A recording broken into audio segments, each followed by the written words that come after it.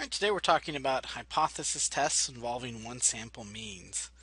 So let's take a look at an example of something like this. A government agency has received numerous complaints that a particular restaurant has been selling underweight hamburgers. The restaurant advertises that its patties are a quarter pound or 4 ounces. Okay, so the question is, how could we really tell that they're underweight? How could one actually do that? So one technique we could do is we could just go to the restaurant and buy a bunch of burgers and actually measure them and see what their average weight is. But the question is, how do we know if the sample we pick is one that we expect to happen or is something that's unlikely to happen? And this is where hypothesis test will come in and help us decide if the claim has any merit to it. Okay. So again, remind us of the steps of a hypothesis test. We have assumptions. We have a hypothesis statement where we've defined some sort of parameter. In this case, we're talking means. So we have mu for our population parameter, and then mu is either less than, greater than, or not equal to a very specific value. And then we calculate the test statistic and p-value based on a given formula. And then finally write the conclusion in context of the problem. And the conclusion statement is going to look like the same process that we've looked at before. Since p-value is either less than or greater than alpha, I reject or fail to reject the null. There is or is not sufficient evidence to suggest that, and then in context of whatever the data is. Okay. With a inference on mean procedure, we're going to introduce a new process called a t-inference. So the assumptions for a t-inference is that we're dealing with some sort of randomness from the population. So that can be either stated or not, stated or reasonable to assume that it is random. We have a new condition where the population standard deviation is unknown. The data is somewhat normal or approximately normal. And this can be something we're given, can be based on sample size, or we can use a graph of the data. So maybe a histogram, box plot, something like that to confirm normality of some kind. And as far as checking normality goes, we only have to really check one of these methods. So either going to tell it to us, the sample size will be large enough, or we'll sketch a quick graph of the data. Okay. For sigma unknown, our process is same as other times we've done this, where we have a test statistic as the statistic minus parameter divided by standard deviation. For a t procedure, instead of a z-score, we now have a t-score, and the way we calculate t-score is very similar to a z-score. We're going to take x bar minus the population standard deviation, minus mu, said that backwards. And then we're going to take the standard deviation of the sample. So because we're talking about means, we want to take the sample standard deviation and divide that by the square root of n.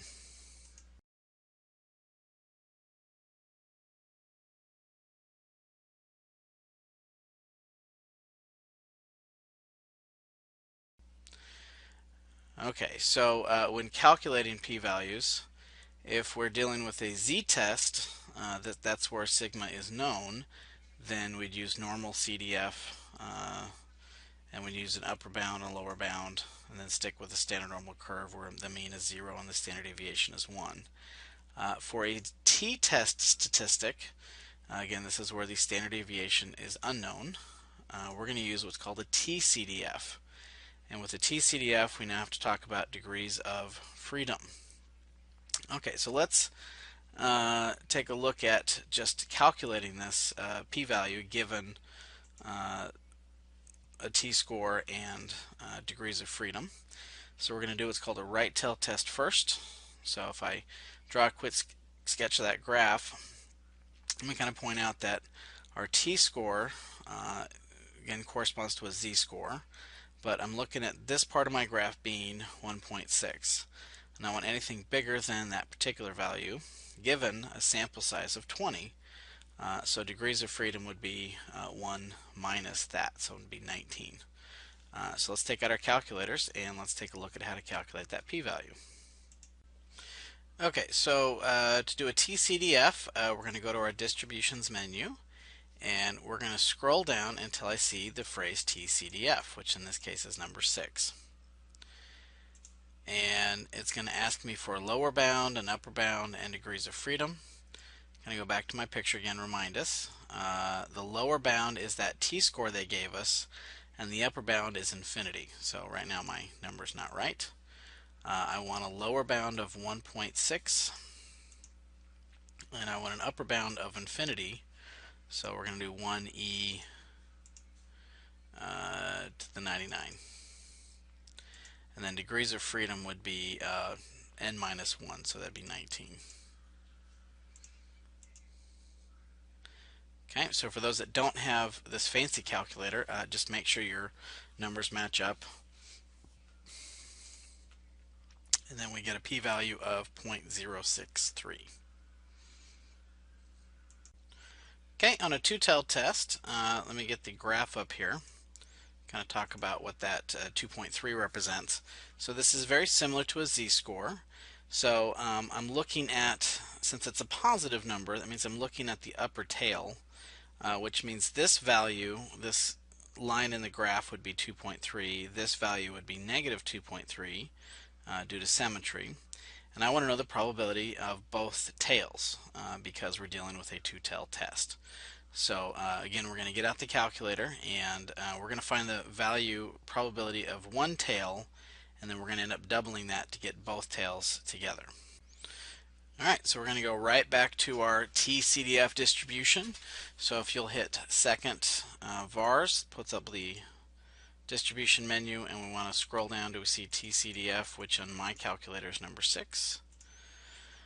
I want to enter in the lower, so let me kind of remind us of that picture again. That's the tail we're looking at because we have a positive t-score. So I want 2.3 to be the lower end, and then I want infinity to be the upper end. And degrees of freedom this time is 25 minus 1, or 24. And then I'll hit enter. So for those that don't have the fancy calculator, double check that your TDF statement has those parameters or numbers in it. And then we'll hit enter. And we get a p-value of 0.0152. And then we want to double that because that 0.0152 is just one tail, and both tails together end up being 0.03. Okay. All right. Let's take a look at an example using a t-CDF, t-score, dealing with some actual data. So we've got bottles of a popular cola are supposed to contain 300 milliliters of cola.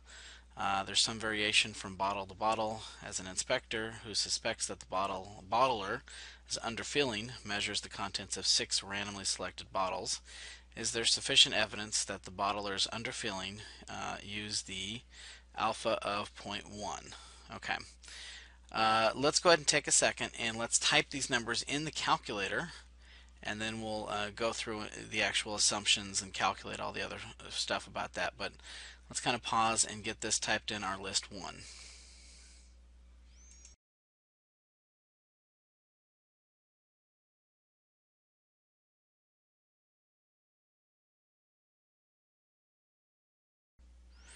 Okay, so I'm going to go to Stat, Edit, and I want to go to where I can type in my numbers. So 299.4, and then 297.7, 298.9. Can't quite see that 300, so let me move this over. 300.2, 297, and a 301. Okay, and we're going to come back in a moment and actually do some more things with this, but let's jump through our assumptions and make sure that we're not violating anything huge. And if we are, we just say it, but See, first assumption is, are we dealing with some sort of SRS? And if you look back at the problem, right in the middle, it says that there's 6 randomly selected bottles. So we're okay with that. We have an SRS. Question is, do we have, next question is the data normal? So let's go through our kind of mental checklist here. They can either say it to us, we can have a large enough sample, meaning 30 or more, or there's some sort of graphical verification. And so since they didn't give us the first two choices, then we have to confirm it with some sort of graph. So let's take out our calculators again, and let's do either a histogram or a box plot. Box plots are pretty easy to do, so let's go to stat plot, and then let's just change it to a box plot. So that guy right there. Hit enter, and then I'm going to tell the calculator to go to list 1 for my data, and then I want to zoom stat so I can take a look at it, and that looks fairly symmetrical, so we can assume it's fairly normal. And again, the way I can tell is the tails are about the same size, and that line is somewhat in the middle of the graph, so we can get away with saying approximately normal. Okay, next fact is, did they state in the problem sigma? Did they mention the population standard deviation? And they didn't, and so we're just, as part of our assumptions, we're just going to make a statement that we did consider it and we don't know it. So we got all our assumptions checked. So the next part is our hypothesis statement. And going back to the problem, we suspect that they're underfilling the bottles. So our null hypothesis would be that the mu is 300, where mu is the true mean content of soda in each bottle. And we suspect that that mu is somewhat less than 300. Okay. Then we want to calculate our t-score. So let's kind of think about, what do we need to know. We need to know the sample means. We need to know x bar, and then I need to know the standard deviation from that. Okay, so let's pull out our calculators again. And from the home screen, so let me kind of think here. We want the mean and standard deviation of the sample. So I want to go to stat, calc, and I want to go to 1var stats, and I want the calculator to do 1var stats off list 1. So it should look something like that.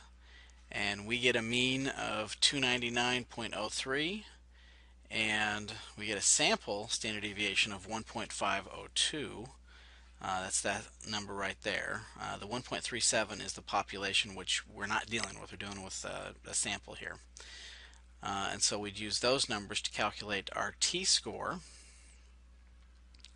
So let me get that up there so you can see that. And then we've got a little bit of a question we'll kind of go back and address here in a second. So I've gone ahead and filled in the p-value and the alpha for us. So let's